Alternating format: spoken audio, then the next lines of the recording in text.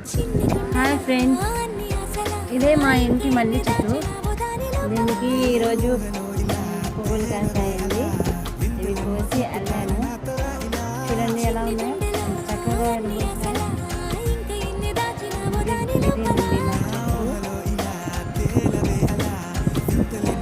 ఇది ఎంత సువాసన వస్తుందంటే చాలా బాగుంటుందండి. స్మెల్ కూడా చాలా ఎక్కువ పూలు ఇస్తుంది.